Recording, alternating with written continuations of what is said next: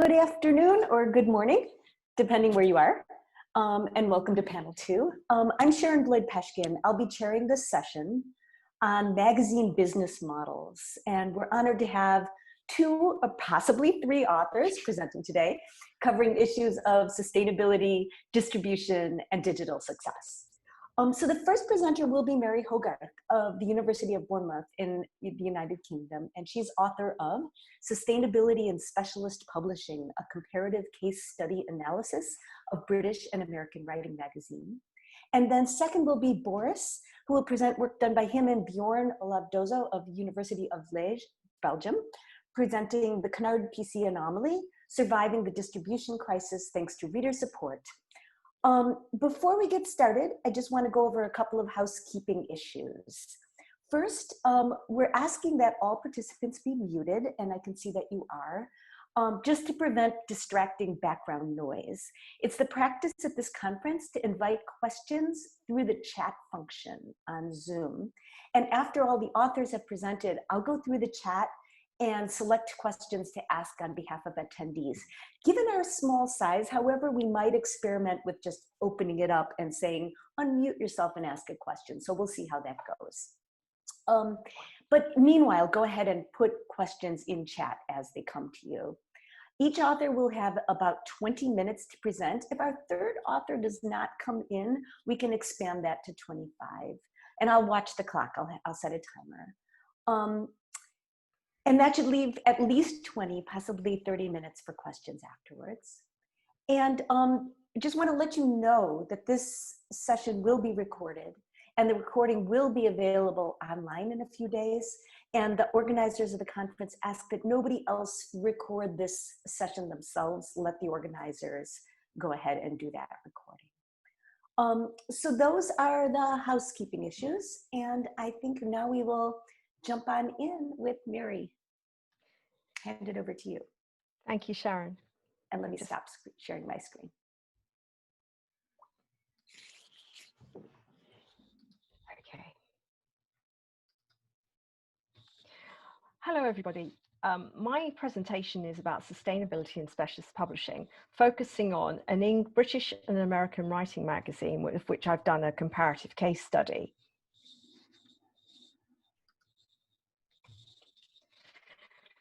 So just a little bit about background. I'm a practitioner and also an academic. I've had more than 20 years experience in the magazine industry, but more importantly, my early magazine experience, I was deputy editor of Writers Forum magazine in the early noughties. So I have a particular insight on writing magazines. I also run a small consultancy practice specializing in magazine publishing.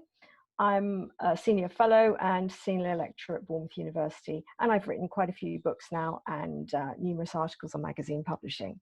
So just to give you a bit of background there. What we'll really be looking at today, and the essential question I started off before researching this paper was this: can a writing magazine achieve sustainability by adding value services to widen audience participation? So let's just set the scene before we answer the question. In the early noughties, writing titles thrived, particularly in my era. For example, Writers Forum had a healthy circulation of around 30,000, and Writing Magazine, I happen to know, was probably between 40 and 45,000 at the time, and both titles made a significant profit from advertising sales. Quite a few years later, Writers Forum and Writing Magazine both have very low circulations. For Writers Forum, it's around 18,000, and Writing Magazine is faring slightly better at 19,000. And both of them have few brand extensions when compared to their American counterpart, Writers Digest, which has a very healthy circulation of 62,000 now, as well as numerous brand extensions that actively encourage audience engagement. First of all, I'd like to look at the emerging literary themes. So I've identified 3 that are important and have impacted on publishers during the past decade, and that's digital disruption, changes in magazine audience consumption, and development of servitization and communities. So, looking at digital disruption, this is defined as environmental turbulence as a result of digital innovation leading to erosion of boundaries and business practices underpin production and revenue. So, in a nutshell, really, that's all about when the iPad, I see it as, it probably started much earlier in the 90s, but I see it essentially as impacting probably once the iPad really took hold, and smartphones as well, from about 2009 to 2010.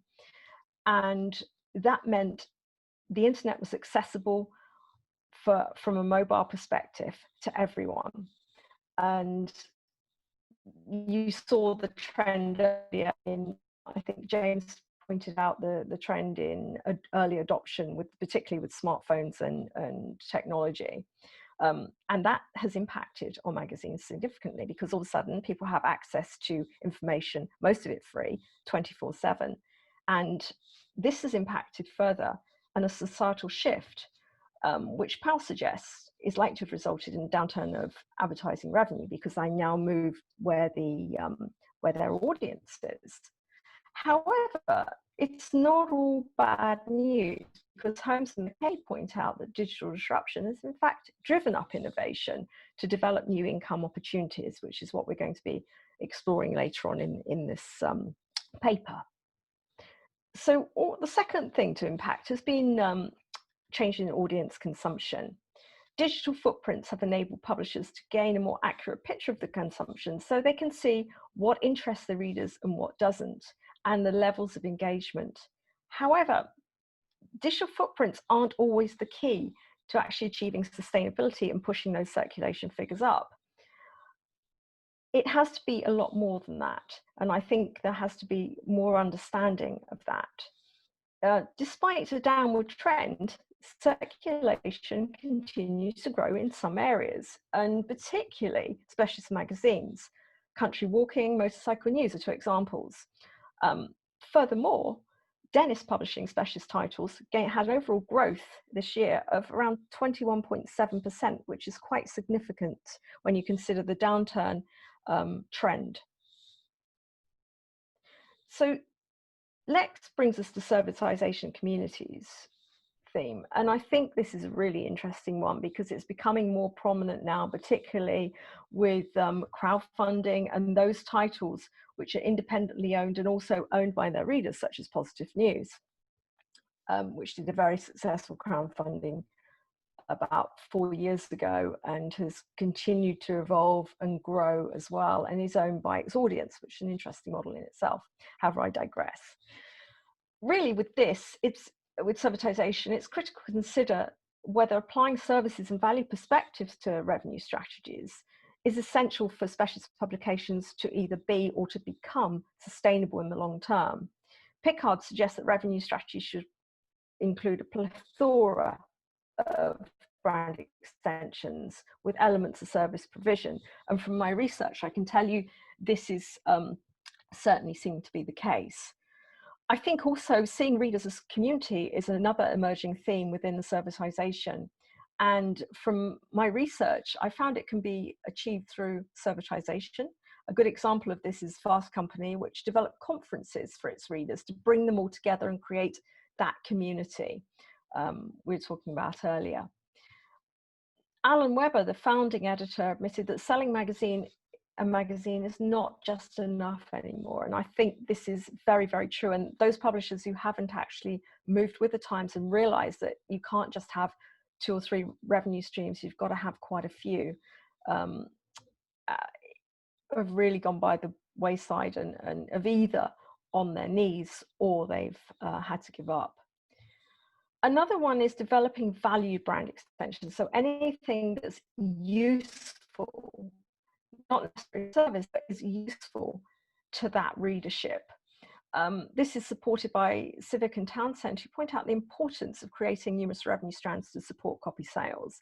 And it is about supporting copy sales, because you have to create what I termed, and I think it's also been termed by other people, but I first termed it with my first book launching a magazine, that 360-degree effect, because that is really, really important, that the magazine is not on its own, that it actually stands together and is at the center part of a plethora of extensions.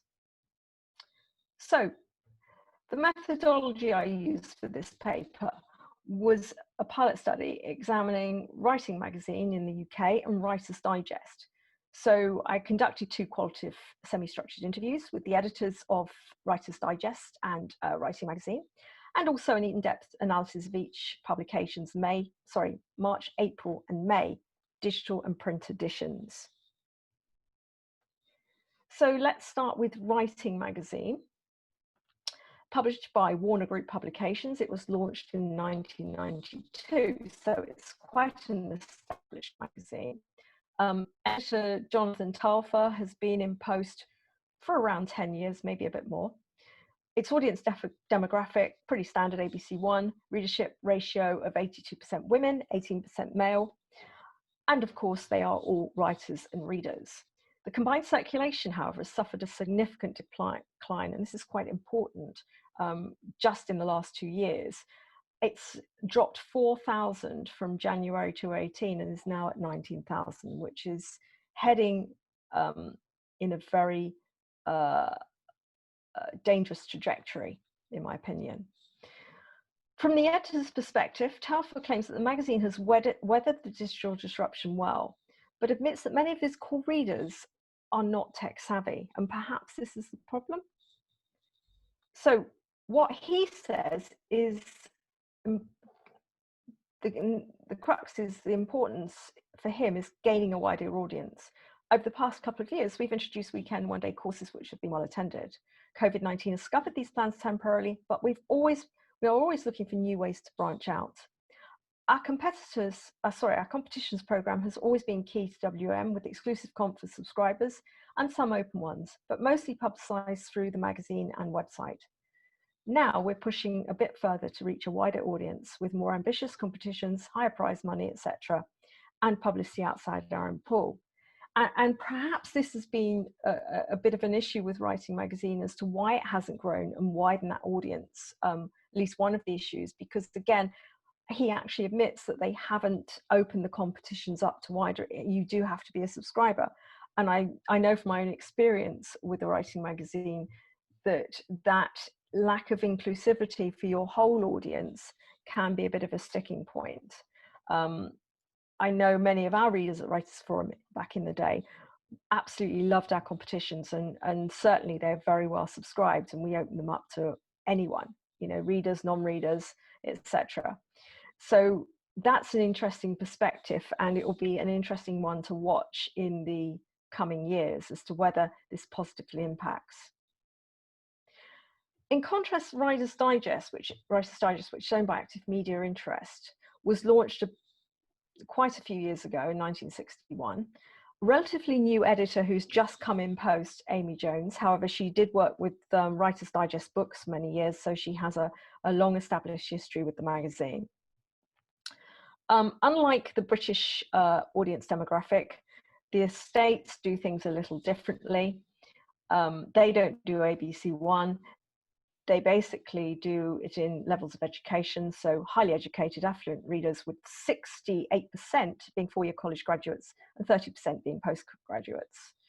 The readership ratio is interesting because here it's a little higher than for male readers than Writing Magazine, being 31% and 69% female. It has a combined circulation of 62,000, which has increased 2,000 in the past year, which actually, given the general downward turn here, is quite significant. From the editor's perspective, Jones admits that the title has suffered a decrease in subscriptions as writers seek more digital information. However, the team have actually counteracted this with an emphasis on community, on building up that community, and also the online education avenues that they've branched out into.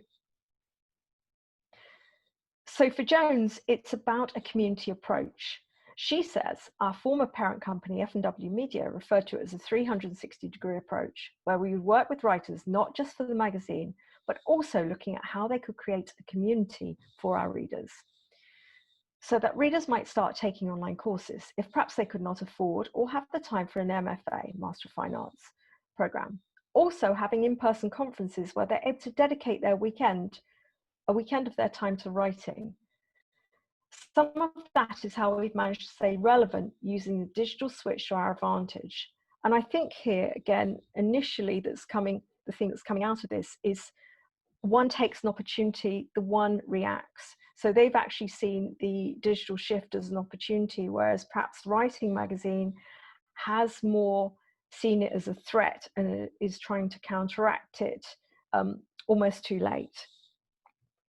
So I did a snapshot comparison in the paper, and I've compiled a table. But what I'd like to draw your attention to is the contrast between the audience engagement and also the brand extensions. So if you look at the website, I know we're dealing with a vastly bigger area in the States. However, there's still opportunities for significant improvement for Writing Magazine's website, which has just under 15,000 unique visitors, whereas in the States, it's over 1 million. The newsletters, again, you know, it's 15,000 for Writing Magazine and 150 for Writer's Digest. Social media too. However, both have a significantly high Twitter followings, although obviously Writer's Digest is in front. Twitter does seem to be the main platform, followed by Facebook for this audience.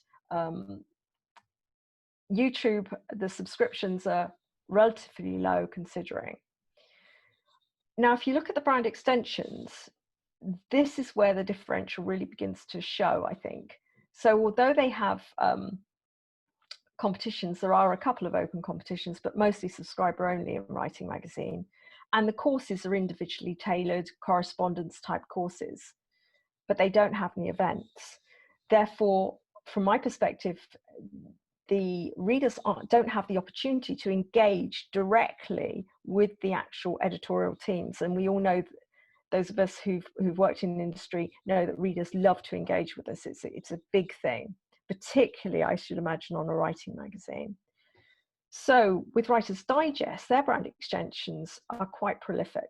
We have 7 annual competitions, including short story, poetry, and book categories. The courses are much more significant. For example, Writer's Digest now has a university and also the Screenwriting University, as well as offering writing tutorials and webinars. It also has 2 major conferences a year, which I suspect significantly impacts on the audience engagement. Okay, so research findings. Overall, Writer's Digest has a much higher value proposition across its provision, and significantly a more engaged audience, I feel, as a direct result of that. It's also important to look at the brand ethos as well. Writer's Digest USP is more authoritative and innovative. Its team also follows this ethos by continuing to create more value-based extensions for their audience, putting the reader first. They're very reader-centric in an active way, as evidenced in the case study. If you look to my diagram over here, Writer's Digest has a strong value proposition, but more importantly, if we compare the USPs with both titles, Writing Magazine wants to help you become a better writer, whereas Writer's Digest is far more direct, more energetic and passionate. They want to inspire, educate, and connect their readers. They're very direct and definite in what they want to do and what they're selling, whereas Writing Magazine is a little vague. And also the entire, the teams, as I've said before, are very, very inspired on Writer's Digest. Now, this could be because they have more money and they've got a much higher budget, but I also got the sense from the interview, particularly of the editor, and I've actually had quite a bit to do with Writer's Digest and Writing Magazine over the years, as you might imagine. And I get a very strong sense of that team having that real energy and commitment to really go forth and to create and to innovate. Okay, so in conclusion, I say 2 critical lessons can be drawn from this study. The first is that an adaptable team is essential. Teams must be willing to develop their skills and progress their own career development, professional development, in order to look for new ways to bring opportunities to bring information to their readership. Because this then clearly can counteract changes in consumption. I got the feeling that with Writer's Digest that doing complete analysis of their website and their writing prompts and all the things they do, that the audience love that level of engagement, and that feeds through as well. Relevance and value are also critical. Again, being reader-centric as a publisher is essential. Getting to know the audience too, through tools such as surveys, social media engagement, is all key to actually establishing a community among your readers. It's absolutely critical. So my final reflections, hang on. I think there's more investigation to be done in terms of diversification. Could becoming trusted providers in terms of value-added services such as accredited courses and events widen participation? I believe so, but it needs to be properly investigated. Innovative teams. Should editorial teams take a more interactive and value-based approach to their delivery of content? And lastly, on community. I think the secret in community is making readers feel invested. And if they feel invested, will this increase overall consumption and engagement? Okay, that's my presentation, and thank you very much for listening. I've put some contact details on the slide if any of you would like to get in touch at a later date. Thank you, and thank you, Sharon. Thank you so much. All right, that was really good. And I know like I and probably everybody else are dying to ask questions right now, but we're gonna follow the format and we're gonna move on to our second presentation, the Canard PC Anomaly, Surviving the Distribution Crisis Thanks to Reader Support. And just a reminder, go ahead and put your questions and thoughts in the chat and we'll get to all of those after this presentation.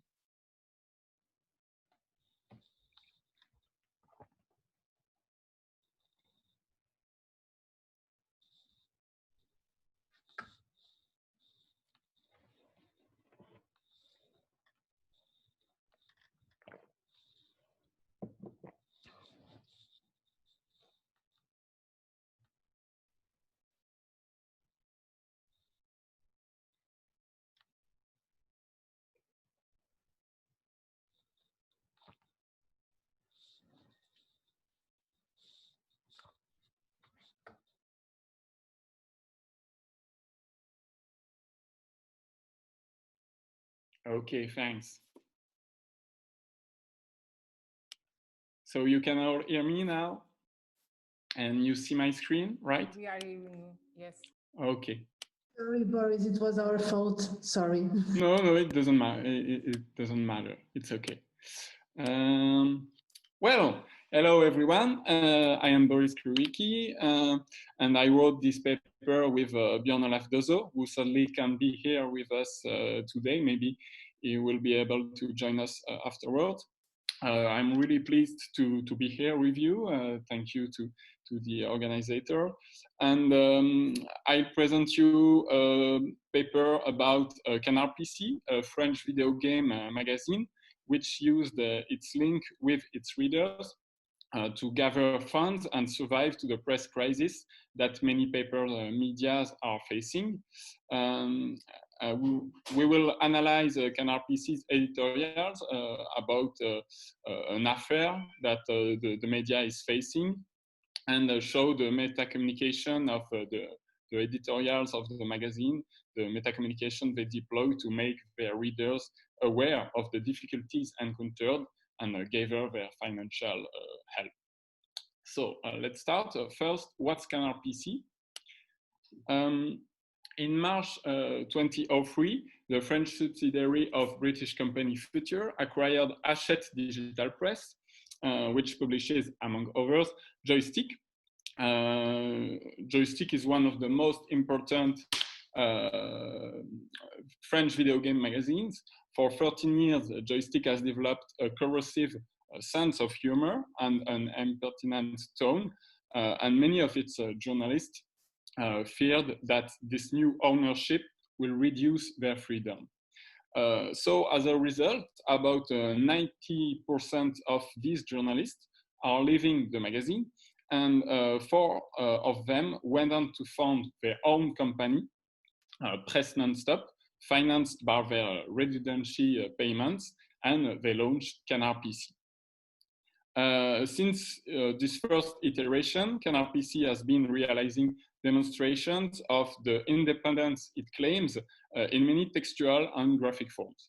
Recent examples include the cover of 361, which scribbles the logo of Activision's video game Destiny 2 to claim that it is just a 1.5 version, or the announcement of the revival of the Tamagotchi by Bandai, I quote, to nobody's pleasure because nobody cares, end of quote, in 369.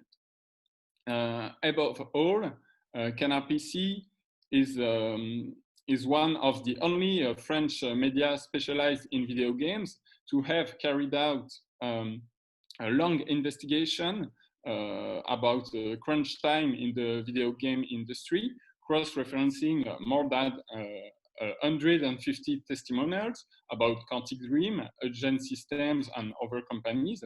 Its independence is also illustrated in Canard PC's business model. The magazine has only 6 different advertisers, and less than 15% of its revenue comes from advertising, which is very uncommon in the video game press, being often majoritarily financed by advertisement, as Nyborg and Sivonen said.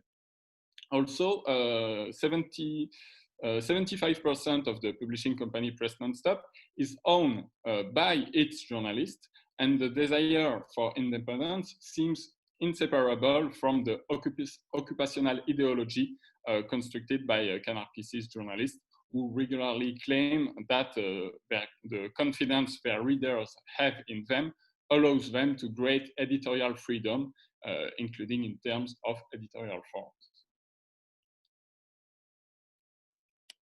Okay, now the Presstalis affair. In 2017, the world of press distribution in France is in a quasi-monopoly situation.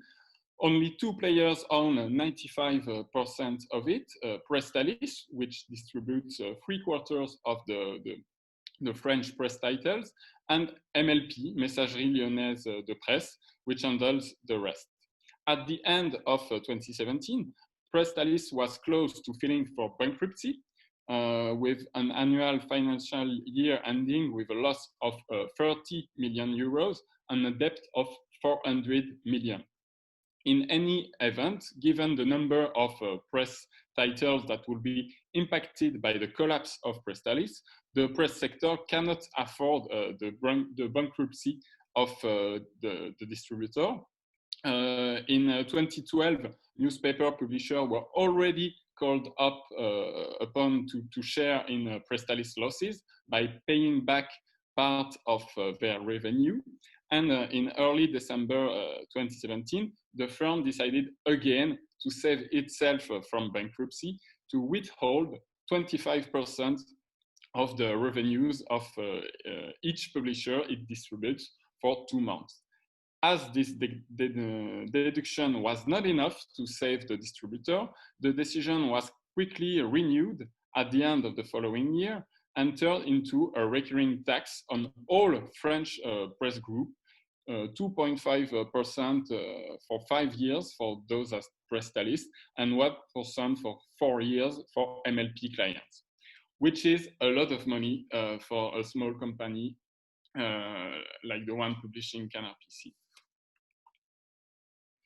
So to face these issues, on March 12, 2018, Canard PC launched an online crowdfunding campaign on the platform Ulule, aimed at saving the magazine from Presstalis close, with a target of 100,000 euros. Nothing is for sale. Their purpose is to collect donations to ensure the magazine's future survival, and yet readers are particularly committed. 210,000 euros were raised in 1 month, more than double the amount requested. And we hypothesize that the financial support by the community, quite exceptional regarding the difficulties that the press has experienced in financing its content since the advent of digitalization of information, was made possible by the popularizing editorials regularly published by Yvan Godet in the Au Coin du Jeu section of Canard PC and the meta communication they deployed. Au Coin du Jeu is the column of Yvan Godet, the magazine's current managing editor, found in 2010. Its purpose is to offer a personal point of view of economic state of the affairs of the video game world.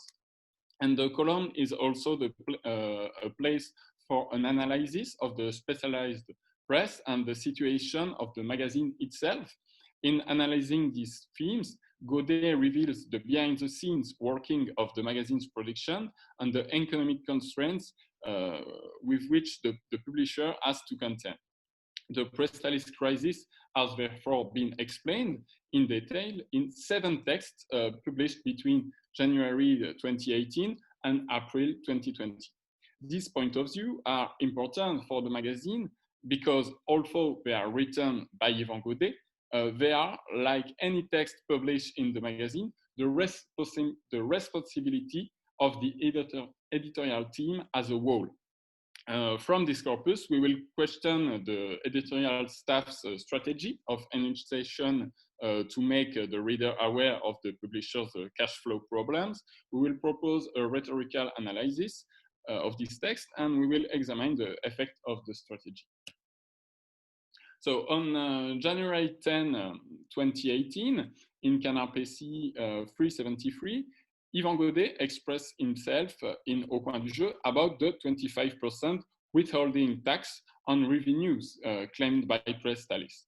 Although there are several press articles that have already reported on these facts before, the first text by Godet immediately sets up 2 particularities that distinguish this article from the others. First, the status of the enunciator.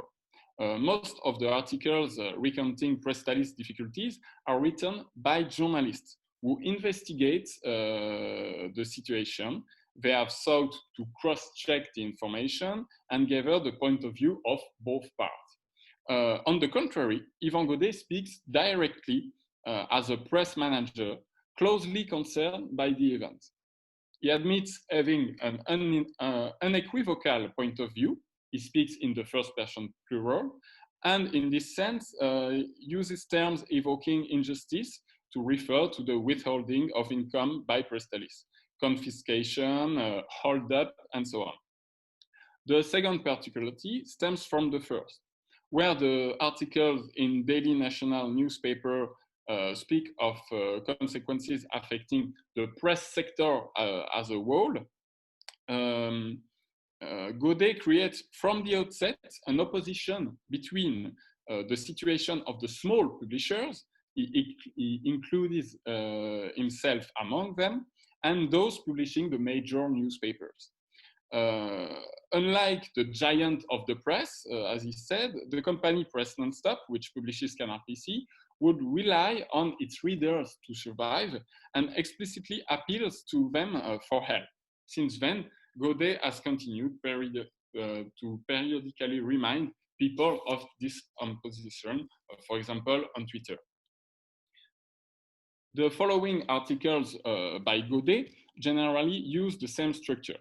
They begin by popularizing the functioning of paper press distribution based on actual numbers. The purpose of these inaugural elements is to demonstrate the budgetary impasses in which Canard PC would find itself, and thus to strengthen the foretold drama that follows them. Whereas editorials are traditionally of the commentary type, embodying the typical article of opinion, Godet's text produce an anticipation that systematically tightens within the concluding paragraphs around Canard PC and its potential doomed fate. Thus, the end of the text diffuses the importance of the framing elements raised earlier to emphasize the impasse in which the journal finds itself. The model reader built by these editorials is ultimately only interested in the situation of the independent press because it sheds light on the troubles experienced by Canard PC in particular. The only purpose of the popularization deployed is to make the crisis tangible and to support Godet's anticipation, continuing to assert that reader support is the only way out for the magazine. Contrary to the majority of editorials, which constitute first and foremost a privileged position from which power is recognized, as Herman and Duffer said, the several au coin du jeu about Prestalis place Canard PC in a position of weakness, at the mercy of this power of which it sees itself dispossessed, and thus appears as the victim unless its readers lend it a hand. In short, this rhetorical device constitutes an obvious channel of announcing a crowdfunding campaign as the only possible salvation. Through the escorting speech of this crowdfunding campaign, Canard PC is finally only seeking to reconvene the promise of independence and distanciation towards an environment pointed out as harmful. Canard PC assures the readership that it will prolong its desire for autonomy, this time seeking to separate itself from a major authority in the press sphere. Paradoxically, once the campaign objective has been reached, less than a week after its launch, the small company Press Nonstop takes the opportunity to change its basic objective and offers donors to help it to grow. Thus, as soon as this providential solution is announced, the deleterious lexical field used to qualify the situation of Prestalis leaves its place to that of a rebirth, a third life, as said on Ulule. The promise of extending the substance and improving the form are coupled with the inclusion of the readership in a common desire to bounce back for making together an even better and more ambitious Canard PC, as if the community was itself a shareholder of the company Press Nonstop. The editorial introducing the campaign presents some worrying news in a resolutely positive vein. This ambitious and partially contradictory proposal was particularly well received by readers. The crowdfunding campaign raised more than double the initial objective, and this can be explained, in our opinion, by the importance of the meta-communication dimension of Canard PC, present both in the editorial analysis and within the journal in a more global way. Communicating the practice of journalism in all dimensions within a magazine to its readers, or what we can call meta-communication, is written into the DNA of Canard PC from the outset. This constant preoccupation has become a trademark from the almost legendary foundation of the Canard PC community to recent events related to COVID-19 and the current distribution difficulties. The ultimate goal of all this transparency is to create and maintain a strong bond with the community of readers, which echoes with what Carla Rodriguez Cardoso said this morning. From the very beginning, the magazine has worked to strengthen ties with its community of readers. Thus, one of the ideas behind the creation of Canard PC was the certainty that joystick readers would follow the journalist they used to read. And different points contribute to the building of relations between the magazine and the readers. For example, the staging of the life of the editorial staff is an important part of the imaginary of the magazine, and also the forum where readers can write directly to the journalist is also an example of the organic development of the link between journalists and the community of readers. the gradual creation of various television programs on the internet via the magazine's Twitch channel will help to develop for the readers a strong bond with journalists. And each initiative will need to be detailed in order to better understand it. Nevertheless, a common line can already be drawn. These actions are aimed at the same goal: to unite the community behind the magazine, whose identity is embodied in the privileged communication that each reader maintains with their paper friends, and more broadly, with the rest of the community or readers. These strong links should be reconsidered in the sense of Granovetter in the context of virtual community, following on from Antonio Casilli's work on les liaisons numériques. This context of strong relationships allow for a transfer of interest. Readers, by saving Canard PC during the distribution crisis, are not only making a philanthropic gesture in favor of a magazine they appreciate, they are also helping a community of which they are part and which also defines them. You could almost say that they are helping friends in trouble. In counterpart, the staff is expected to be fully transparent during the crowdfunding campaign, and it was compulsory for the magazine to be as clear as possible about the use of the funds collected, but also about the reasons justifying the need to call on readers' distribution. To achieve this, a great deal of educational work had to be carried out by the editorial staff, and in particular by Yvan Godet. By analyzing both his position and the context of those positions, we hope to have contributed to the understanding of this mechanism for saving a magazine by its reader.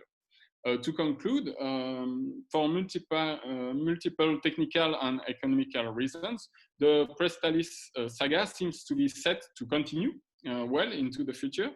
And in addition, the crisis exacerbates the problem linked to the containment, closure of printers, distribution and the newsstand sales channel in March, April, and May, etc.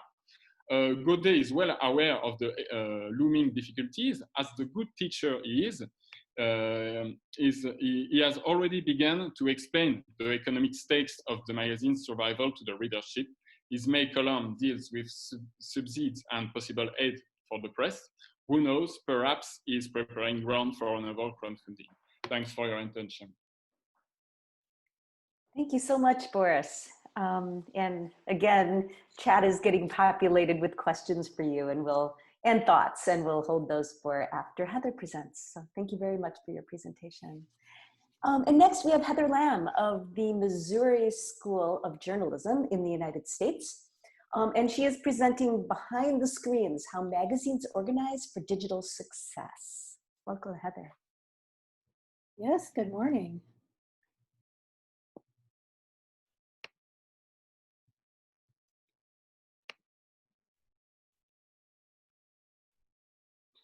Let me find my presentation here. There we go. Okay.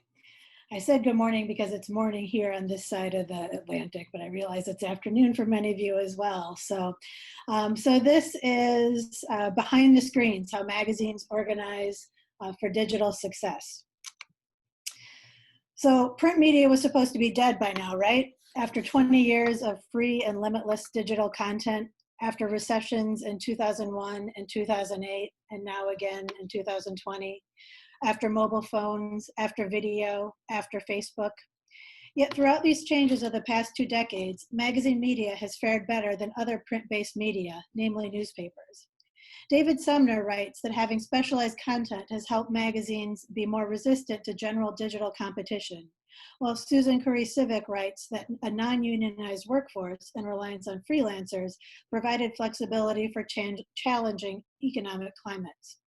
There's also the notion of what David Abrahamson calls magazine exceptionalism, which he describes as magazines' privileged position as both a reflector and an influencer on society. Whatever the reasons, we know that many magazine companies, while threatened, maintain profitability. We know too that the ability to innovate is key to success in the modern business environment. Magazine publishing is no exception to this, and indeed, magazines have become multifunctional brands similar to many other consumer brands. For magazines that have successfully made the transition to digital revenue and platforms, the question is, what is going on behind the scenes? What are the internal organizational factors that drive that success? In order to answer this question, this research examined 3 magazine brands that have found success in the digital realm to determine internal factors that contributed to that success. The magazines are Better Homes and Gardens, The Hollywood Reporter, and New York. All have traditional foundations in print magazines and also represent a variety of audiences and magazine types. Better Homes and Gardens was founded in 1922 and records 12 million monthly unique visitors to its website. The Hollywood Reporter started as a trade magazine of less than 100,000 subscribers and became a website with 15 million monthly visitors. And New York has built some of American media's most dynamic digital-first brands, including Vulture and The Cut, which draw a combined monthly audience of 16 million. This research, executed using semi-structured interviews conducted in person and recorded on site at the 3 magazine offices between August 8th and October 11th, 2017. 5 people with connections to the day-to-day digital operation were interviewed at each location for a total of 15 staff members. This study applies a theory from the business arena, strategic entrepreneurship. Sylvia Chan Olmsted writes that this corollary of strategic management is the application of entrepreneurial tenets in a strategic manner. Those tenets include entrepreneurial mindset and leadership, management of resources, and development of innovation. The ultimate goal of this study, however, wasn't to measure how well the studied magazines exhibited or did not exhibit elements of this theory. Rather, it provided an approach to guide the exploration of the 3 digital organizations with the goal of creating an outline of internal elements that help businesses succeed. With that in mind, let's address 3 main points of success that were found at these magazines: people, structure, and brand. The broadest area is people, which I've divided further into 3 themes of work culture, leadership, and innovation and success. Taking those individually, let's address first work culture. According to R. Dwayne Ireland, Michael Hitt, and David Sermon, an entrepreneurial culture is one that encourages new ideas, creativity, and risk-taking, tolerates failure, promotes learning, champions product, process, and administrative innovation, and also views continuous change as an opportunity. One of the challenges of examining work culture is that it's interrelated with many other factors in this study. Almost every element of the research could be rolled up into this area. To streamline the results, common themes that didn't pertain to strategy or entrepreneurship were discarded. For instance, a common response was that the work atmosphere at these magazines was fast-paced and busy. There were 3 secondary themes pertaining to work culture that offer meaningful points. One was that these companies all had high standards where work was challenging. That helps explain the busy nature, but also explains an element needed in a successful magazine operation. It is clear from the research that setting high expectations and then holding employees accountable is a necessary part of success. The second work culture theme is employee characteristics. The word passionate came up frequently, so did hardworking. In fact, the number of varied adjectives used for employee characteristics is a testament to the importance of hiring good people. Employees are described as driven, smart, self-starting, and creative. The third cultural element to emerge was teamwork and collaboration. Overall, this paints a picture of a fast-paced environment where smart, driven people work together toward common goals. However, one of the things that I was surprised about was that given the essential work culture that it appears to be for success, it was surprising there wasn't any formal structure to help maintain or promote this culture. The way of work wasn't communicated through human resource departments or training, but rather through example. So, do these workplaces create this culture, or do the people who are the right fit for the culture seek out these places? Likely, it's a little bit of both. But at New York and Better Homes and Gardens, where many interview subjects had been employed for 10 years or more in digital, This longevity speaks to the weeding out of those who simply don't fit the culture. The second factor in the broad category of people is leadership. Involved, approachable, demanding leaders were a driving force. They set the tone of high standards at the organizations and fueled the desire to do good work, experiment, and collaborate. The findings on leadership can be divided into two sections: things that leaders do and things that leaders are. The more important of the two was action, not characteristics. The biggest theme that emerged here was a picture of supportive, attentive, involved leaders who provide praise and feedback. In fact, the idea of leaders as people who push up their sleeves and do actual work came up 20 times. The top leaders of these organizations were mentioned often by name. When the topic of innovation and experimentation came up, their names were part of that. Talking about collaboration and communication, they were there too. The presence of a visionary leader clearly was vital. There was a sense that the employees felt pride working for the companies and brands, but also for these inspirational individuals. The third factor related to people is innovation and success. During the interviews, some employees used the words experimentation and testing to indicate the innovation through smaller daily tasks, while others talked about innovations of organizational structure and work process. And still others talked about the lofty goal of continuously pushing the envelope with inventive content, digital tools, or ways of communicating with their audiences. It's important to recognize the impact of all of these types of innovation. An entrepreneurial spirit doesn't mean only big, bold, new initiatives. Sometimes it's a little, but cumulative wins achieved through daily commitment to improvement. In fact, the digital medium itself is highly conducive to making this both easy and necessary. One of the other elements of entrepreneurial culture is that new ideas, creativity, learning, and risk-taking are encouraged. All three of these publishing divisions did that in some way, including leaders who push constant improvement or broadly define success and what it looks like, meaning it isn't always about metrics.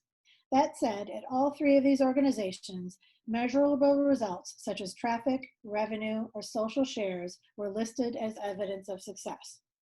However, while a focus on success was a common thread, innovation and change were defined differently at the three organizations. For example, at New York, innovation tended to focus on external outputs, on editorial innovation, on advances in the digital user experience, while at Better Homes and Gardens, discussion of innovation often focused more internally on process, workflow, and communication goals. Although the most robust findings were in the area of work culture, there were two other areas with interesting data. The second of these areas is structure and how these digital magazine organizations were actually organized. The general manager of Better Homes and Gardens, BHG.com, warned that it's not about structure, it's about the people. And indeed, without the right employees and leaders, as we've discussed, structural elements mean nothing. One cannot simply reorganize out of a problem without having a quality staff to reorganize. But how the companies view success and set goals, how they communicate, and how those teams are structured does make a difference. The digital operations of the three magazines are part of vastly different companies, so it's not surprising that the structures were very different as well. At Meredith Corporation, which is the parent company of Better Homes and Gardens, the digital groups had very recently undergone a reorganization in July 2017, just a few weeks before the on-site research was conducted. Better Homes and Gardens shifted structure from being activity-focused to being brand-focused. For instance, previously, all the email newsletter teams for all of the Meredith Corporation brands were grouped together, or all of the social media teams were grouped together. Now those teams are organized by and report up via the brand. For instance, Better Homes and Gardens, Parents, Martha Stewart Living, other brands. At New York, there is an umbrella structure for the overall New York brand that encompasses some cross-brand activities, such as social media, copy editing, fact-checking, and web production, as well as individual teams for the 7 branded digital verticals, including Vulture, The Cut, and Daily Intelligencer. An editor of digital media oversees all of the brands, as well as the cross-brand activities, sharing dual reporting with the company's general manager of digital media, who also held business responsibilities. All told, there are about 100 people in the digital organization. At The Hollywood Reporter, the organizational structure is focused around the need to monitor the virtual newsroom and the flow of stories. Digital editors have differing functions and key responsibilities, but almost all took turns as the quote-unquote newsroom lead, who is the person in charge of making sure breaking news stories get published quickly and efficiently, often within minutes of being completed. There were about 23 people in the digital organization at The Hollywood Reporter. One vital element of the organizational structure is how it facilitates communication and collaboration. Looking for the best ways to communicate and collaborate was a constant theme, though the goals of that communication and collaboration differed by organization. For instance, at Better Homes and Gardens, where they manage a huge volume of both new and repurposable content, the editors were looking for better ways to be complete, transparent, and strategic about content and metrics to help them make more informed decisions. Whereas at The Hollywood Reporter, the focus on organization was about having ways to get their work done faster and with improved teamwork. Process and innovation is part of the entrepreneurial culture as defined by R. Dwayne Ireland. The findings of this study corroborate the importance of innovation in this area to fuel continued success. Important too was the open nature of communication and the general lack of bureaucracy in making day-to-day decisions. Employees of many levels felt empowered, which speaks to an organization that allows for, and in fact demands, quick decision-making. And finally, the idea of brand being an important factor was threaded throughout the interviews. 4 interview subjects said that legacy, value, and reputation of the brand was the single most important factor to their company's digital success. The recent reorganization of the digital groups at Meredith Corporation, including Better Homes and Gardens, to align by brand rather than function, is a testament to brand value in a digital landscape. And New York has a similar structure, with teams built around digital verticals, while Hollywood Reporter is a singular brand. Employees clearly saw their roles as supporting the reputation of that brand and finding better and more ways to serve and reach audiences. Related to the importance of brand is the necessity of understanding the needs of the audience. For the 3 magazines, determining those needs came down to 2 themes: research and having a clear brand identity. Analytics emerged as a key way that all 3 publications assess what an audience wants. The brand was also tied to feelings of pride by the employees, and it fueled their continued desire to work in this challenging, changing, and fast-paced environment. This means that brand has become an internal factor as well, not just an external one. Magazine companies would do right to crystallize their brands in their marketplace to make them something worth believing in. Such actions help externally to find and retain audiences, while helping internally to inspire and retain employees. Magazine companies are becoming more innovative and entrepreneurial in response to the shifting digital media landscape. In many ways, the magazine industry is uniquely equipped to adapt to these new opportunities, given its history of integrating ever-changing publishing technology and its focus on producing new content and maintaining close audience relationships. Yet, many are not faring well. While there is much positive news about new magazine titles and programs, the media industry news is a constant flow of magazines closing, employee layoffs, and leadership changes. Some companies have found success in this volatile digital landscape. This research explored the internal workings of 3 of those magazine divisions and used the theory of strategic entrepreneurship as a guide to find elements that led to their success and that other magazines might model. Where there was entrepreneurial culture at these magazines, it was defined by passionate, motivated, and smart employees who teamed up to achieve common goals, continually push themselves and their companies further. The drive for innovation, to experiment, to challenge the status quo, to not settle, to see success in the act of trying, were all part of the work culture that the employees manifested and then modeled to new employees. It also was obvious that this drive is part of the digital business itself, where experimentation and testing are the norm. And pushing all of this forward are visionary leaders. At these magazines, entrepreneurial leaders were ones who truly believed in the digital success of their organizations and worked tirelessly to promote it. They cultivated a culture of high expectations where experimentation is expected and success is more than numbers. They understood their role was to get the best out of their already talented people. An entrepreneurial leader is one who has a deep understanding of the industry and who inspires employees to reach for more. The individual brands played an incredibly vital role as well. In addition to being a focus of the content, with employees looking to find new audiences for the brand and making the brand more valuable, they also provide inspiration. These are brands worth caring about. Staffers see their magazines as doing work that matters, and that fuels the creative push to do better, and to do more. The reality is that all of these factors are tied together and feed from one another. It sets up a model of success that requires, 1, finding the right people who are smart, driven, and empowered and believe in the brand. 2, supporting a culture of teamwork and collaboration where there are frequent touch points and tools needed to make that happen. 3, having inspiring and relentless leaders who set high standards, get involved in the day-to-day work, push creativity and innovation of all types, and set varying measures of success. And 4, having a brand worth believing in. One could say that there are no surprising aha moments here. People matter, communication matters, brands matter. The importance of these factors has a long history in both research and practice. But in this modern business and publishing climate, where technology is playing an ever-growing role, it is important to step back and realize that the same foundational factors that have always mattered still do. This is especially important when talking about digital media because the platform itself is still relatively new, at least compared to the printing press. At the end of the day, getting a Snapchat Discover channel or a virtual reality project off the ground isn't as vital as the people working on those projects and the collaboration happening behind the scenes.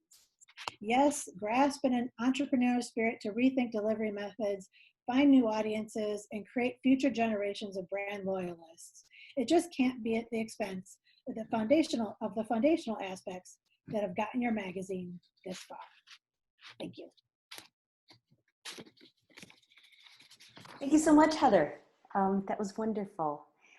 So we have about 25 minutes during which we can, and you're getting some clapping, during which you can go through some of the questions that folks have put into chat. And as I'm looking at them, even though they're asked to individuals, an awful lot of them apply to everyone. So I'm going to welcome anybody to continue to contribute to chat, and we'll get through as many of these as we can.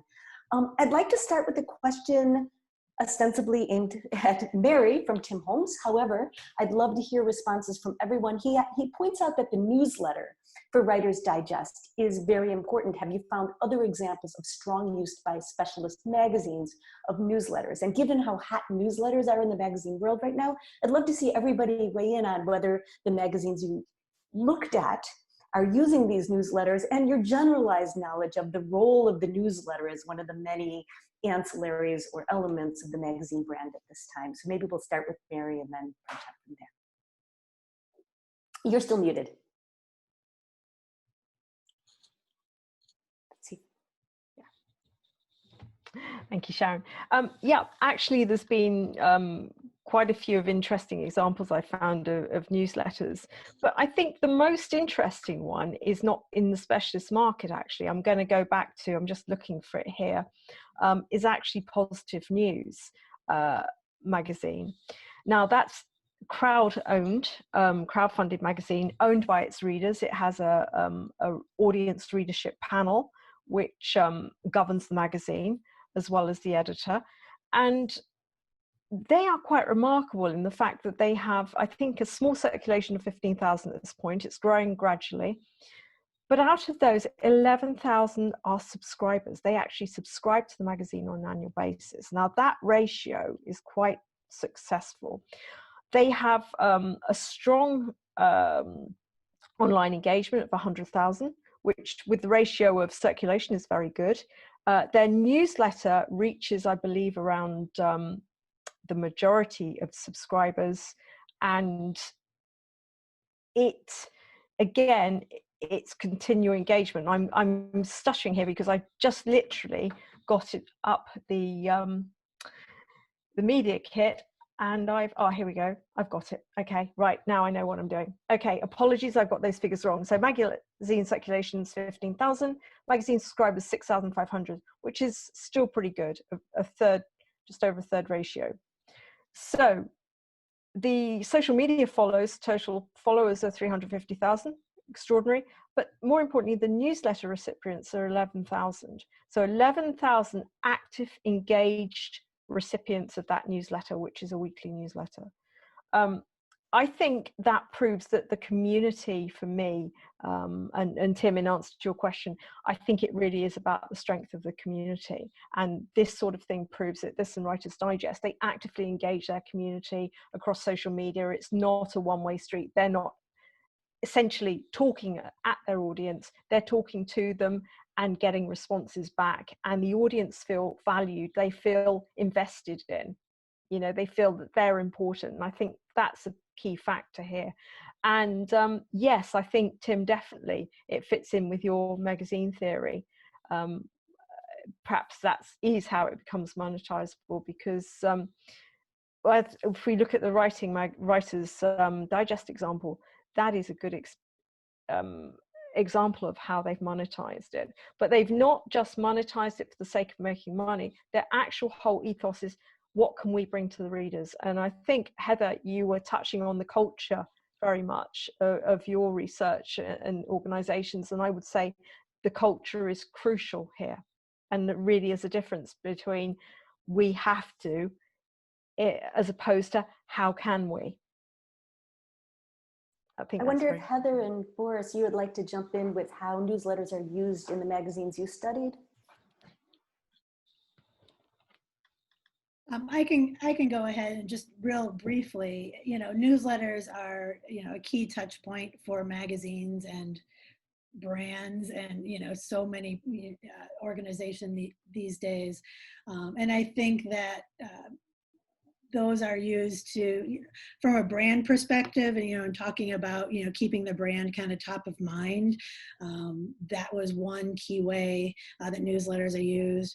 But quite honestly, newsletters are also used. It's a tool to create engagement, drive traffic where you want it to go. But then also, when it comes time to renew subscriptions, having someone subscribe to an email newsletter means you have a quick way to remind them of that. And so it's both an editorial and a business relationship. So I think also, if I may just jump in there, Sharon, what Amy Jones told me, and it is actually in the paper, the full paper, was that they changed their whole strategy around their newsletter, I think a couple of years ago, and made it reader-centric rather than just a marketing tool, which everybody seems to use newsletters as. They actually said, okay, what can we put in there that our readers are actually going to want, they're going to need, and they're going to enjoy and engage with?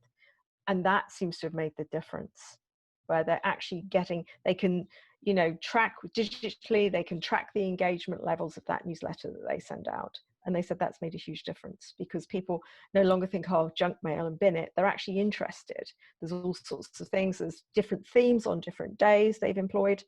There's writing prompts, all sorts of motivational tools in there as well.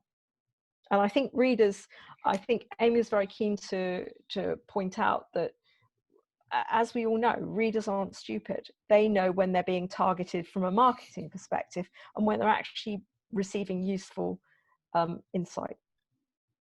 Thank you. To bounce on what Heather said, I know that CanRPC has launched a newsletter, but it's pretty recent and I don't have data about that. But I can add a particularity which concerns really video game press, and that I find it interesting, is the daily streams, video game streams on Twitch that the gaming journalists are doing.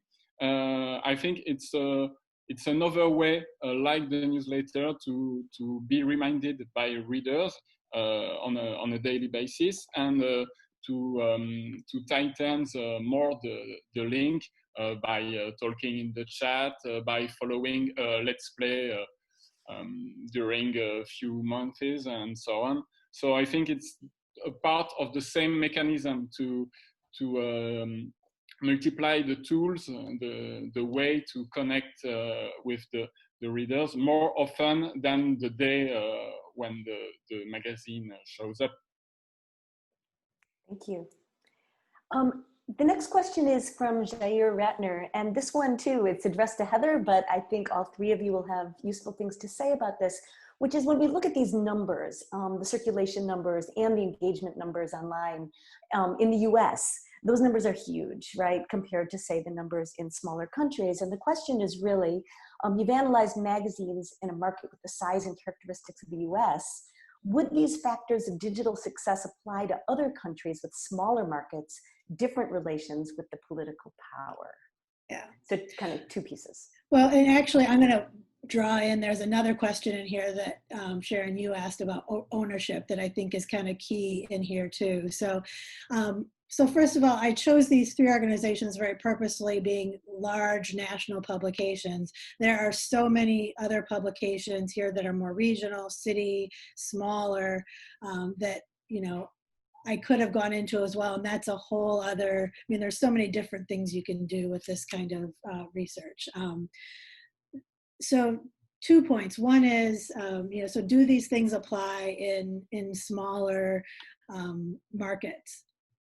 Honestly, I think absolutely. And I say that from, you know, just talking with, I'm involved in the city and regional magazine organization here. And so talking to magazines that have a reach just in a metropolitan area, brand really is so vital to creating a reason for audience to come to whatever your digital experience is. Like, you have to have a solid brand. You build that through print and digital engagement, and that's vital.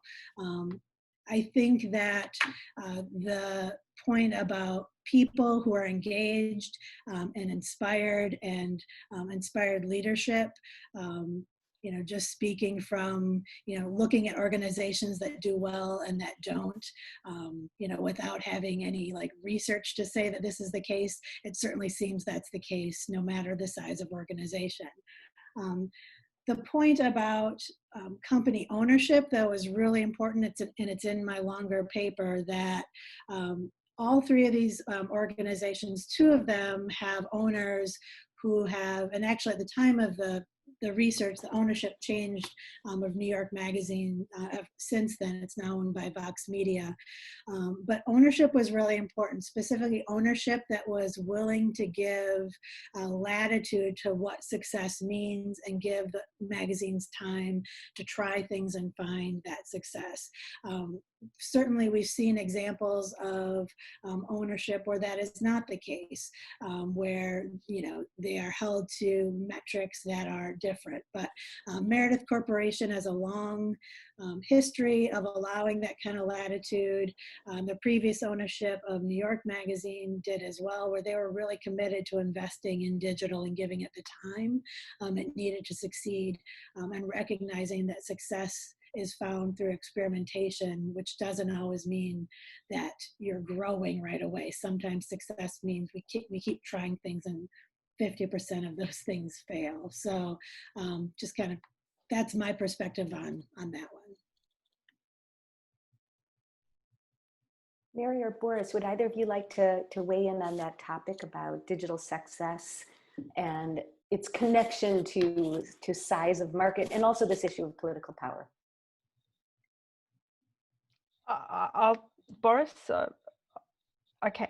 I think let's go for the political power first. I think it's evident in a lot of organizations when there's an obvious bias, and I think readers are now moving away from that. So I think from a perspective that if it's very hard, I would say, for a very large organization not to have some sort of political bias. Obviously, it depends on the stable of magazines, but generally, somewhere in there, there'll be a political title or news title or something of that nuance. But the most interesting factor, I think, has been and I'm slightly digressing, but I think it's important, has been the takeover, particularly in the UK, I don't know if it's been in the States, of the smaller media companies by bigger ones that have now become massive. And I think what you're getting from that is a lot of titles that they have a different title on the cover, but they're actually the same magazine, just presented differently. And I think digitally has enabled some conglomerates to do that, because the digital workflow, the way it's streamed, magazines working, editors working across different titles, then their voice is no longer individual, it's going across the other titles, and that's starting to show.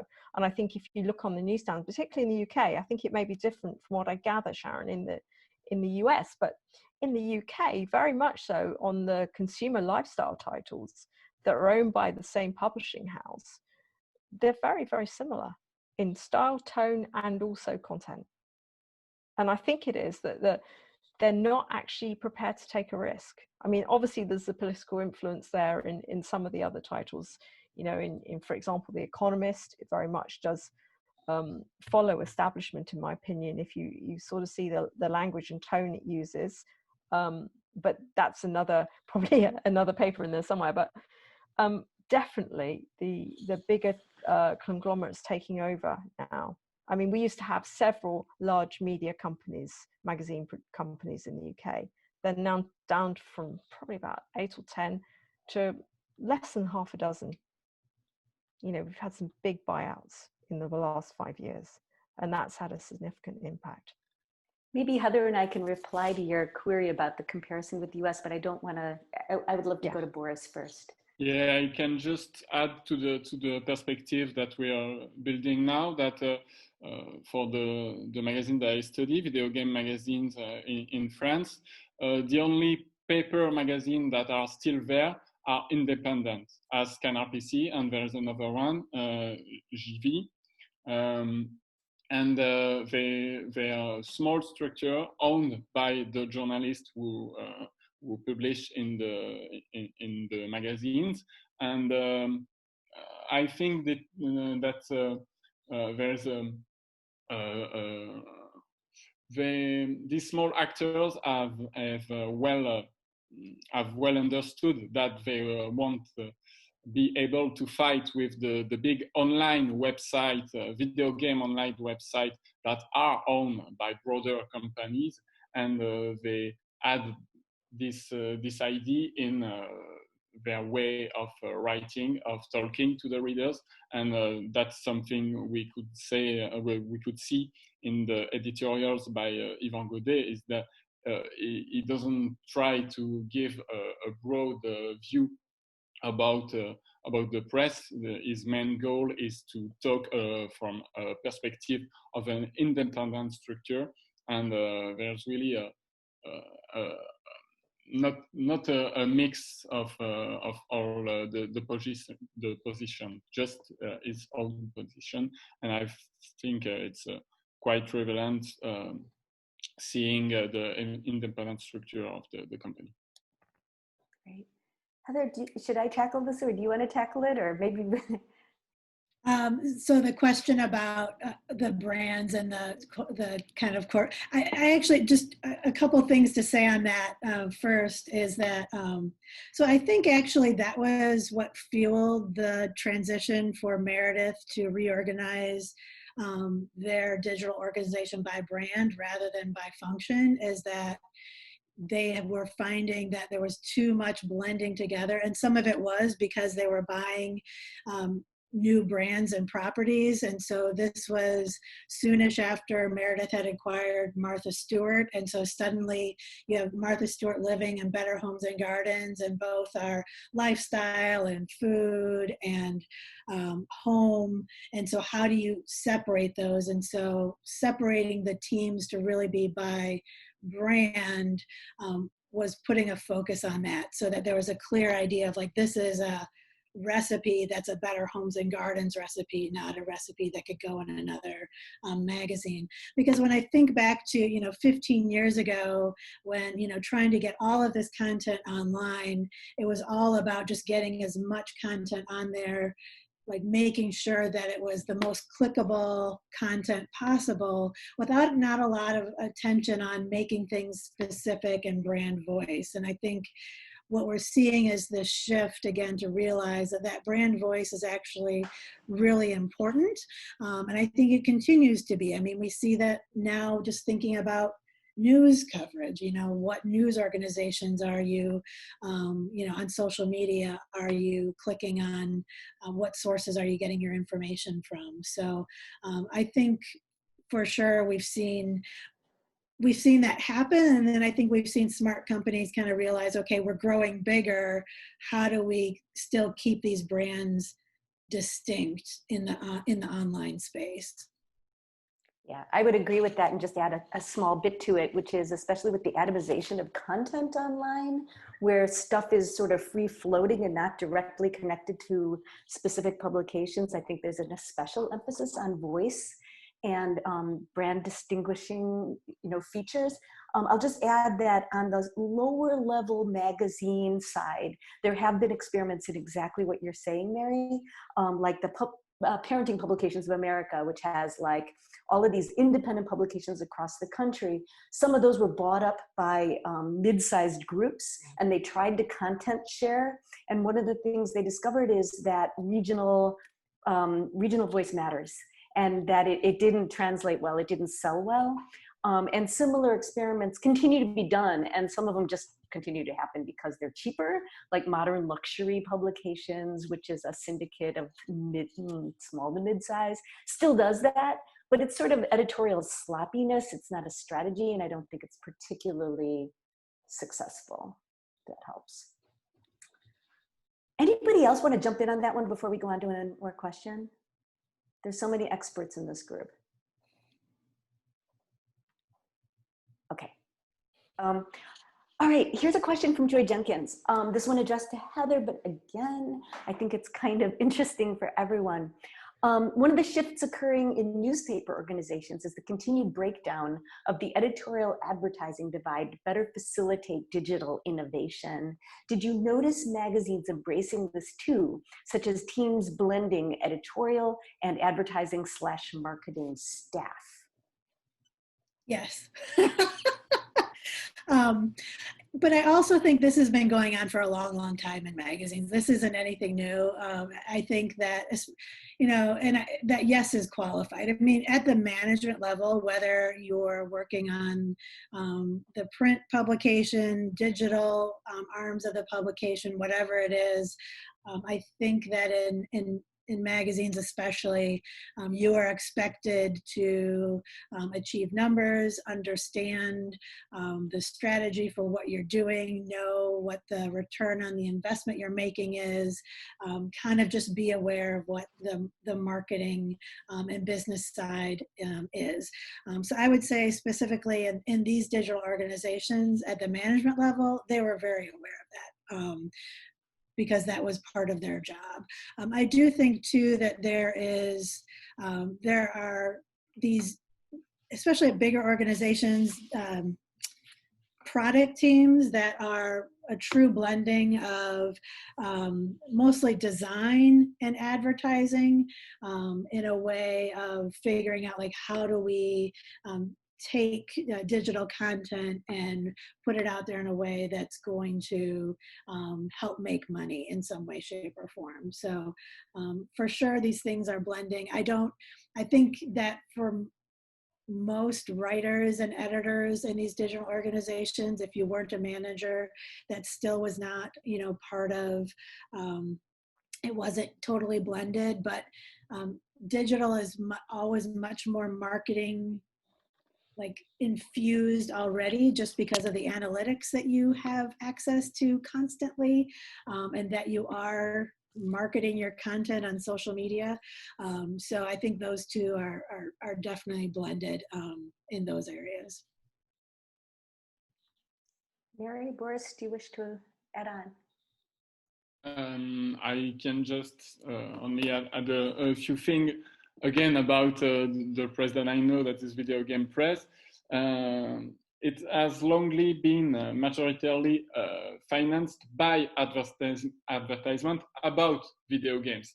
So a press talking about video games financed by editors of video games that led to problematic situations in the past during the 90s mainly. And I think it's part of the explanation because today being independent for a long-term magazine such as Canard PC is a big thing, is important.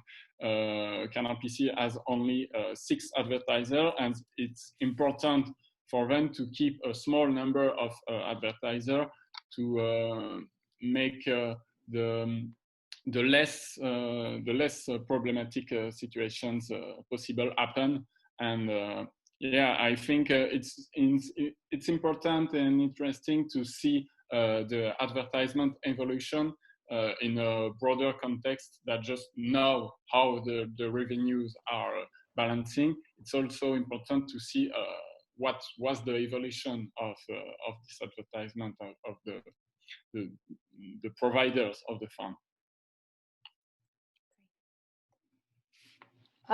I think when I was researching my second book, Business Strategies for Magazine Publishing, one of the worst examples I found of that blending, and which seemed to me just to be on the borderline, if not over it, was Eve Cameron, who is beauty director of Good Housekeeping.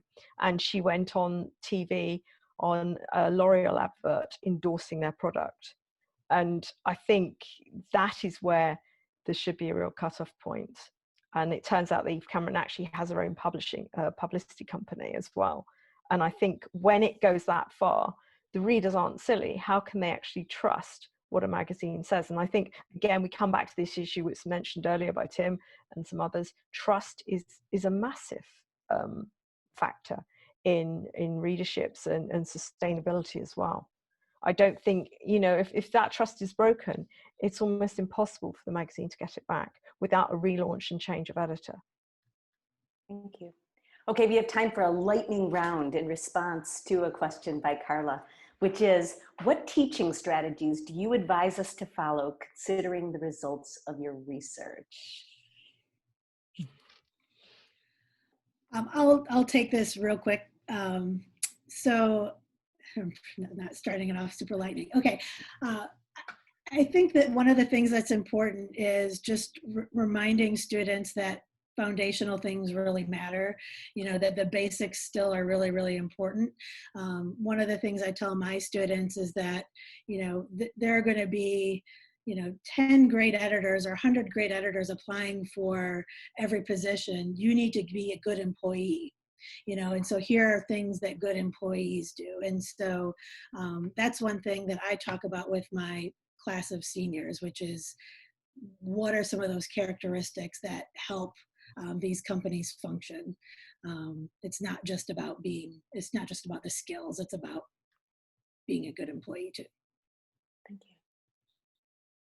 Okay, I'm a young researcher, but from the things that I could observe, I would advise to analyzing texts by connecting them with the economical perspective, and not only the words and the reader model and so on, but I think it's also interesting to observe them, to analyze them in a broader context, including the economical context, the perspective, which has always a link, or nearly always, I think, between the way the journalist or the writer is writing his paper. Sometimes the link is close, sometimes it's far away, but I think you can always find some relation between the way of writing the text and the economic perspective. Okay, I have one thing to add, well, two things to add to that. First of all, I think the most important thing to instill in students is authentic journalism, and that they cannot take shortcuts with research, and that they must, if they make mistakes, their readers are going to find out, because if they're not authentic, or if they skimp on the research and use unbona fide sources, they're going to be in trouble. The second, I would also encourage some sort of entrepreneurship, because if they have that entrepreneurial spirit and they take that into the workplace, they're going to be much better employees, they're going to be more innovative and more of a can-do attitude. And they'll also feel more secure in the workplace because they know that if they have that entrepreneurial side, if it all goes wrong, they can start again. Thanks.